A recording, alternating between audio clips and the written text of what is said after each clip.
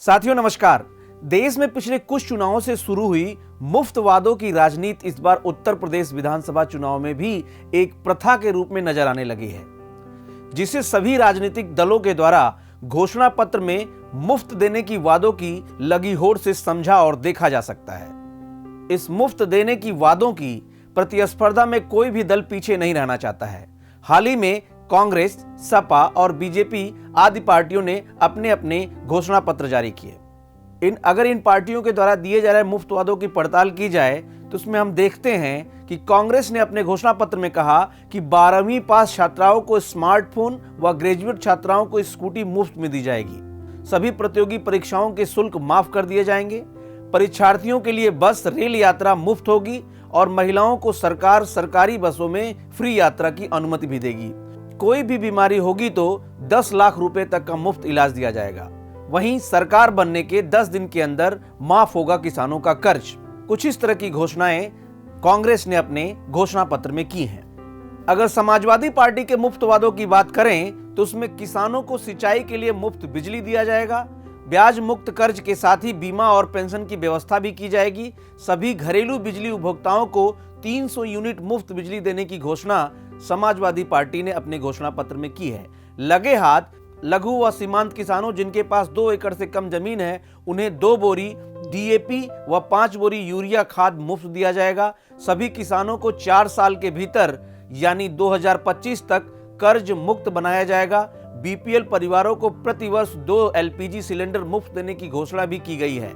2 पहिया वाहन मालिकों को प्रति माह 1 लीटर पेट्रोल व ऑटो रिक्शा चालकों को प्रति माह 3 लीटर पेट्रोल या 6 किलो सीएनजी मुफ्त देने का वादा किया गया है। साथ ही 12वीं पास सभी छात्रों को लैपटॉप देने की भी घोषणा की गई है और लड़कियों को केजी से लेकर पीजी तक मुफ्त शिक्षा की व्यवस्था का वादा भी सपा के घोषणा पत्र में किया गया है।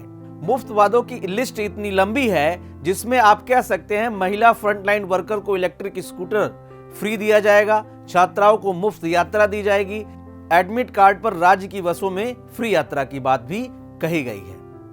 अब बात करते हैं बीजेपी के मुफ्त वादों की। बीजेपी के घोषणा पत्र के अनुसार महिलाओं के लिए होली और दिवाली पर 2 मुफ्त गैस सिलेंडर दिया जाएगा।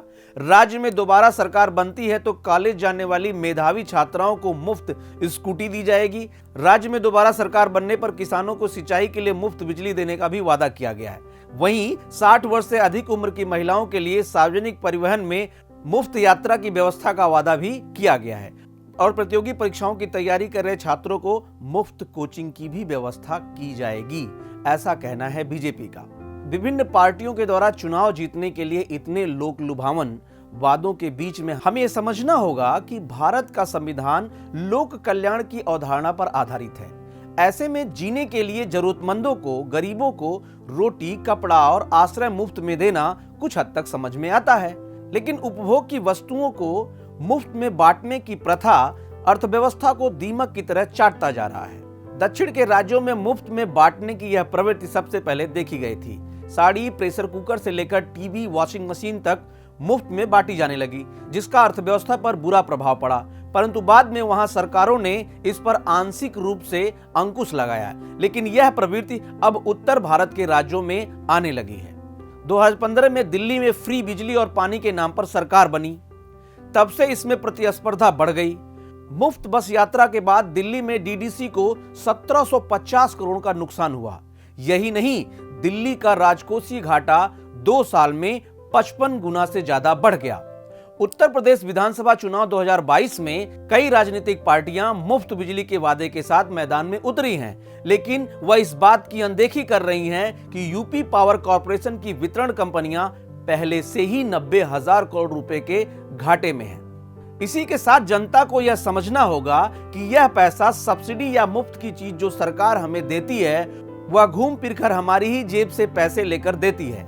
इसलिए ऐसा अगंभीर राजनीतिक पार्टियों और उनके वादों से सावधान रहने की जरूरत है, क्योंकि ये न तो देश हित में है और न ही खुद लोगों के हित में है। इसी तरह की जन सरोकार से जुड़ी हुई खबरों को देखने के लिए देखते रहें बातें यूपी की।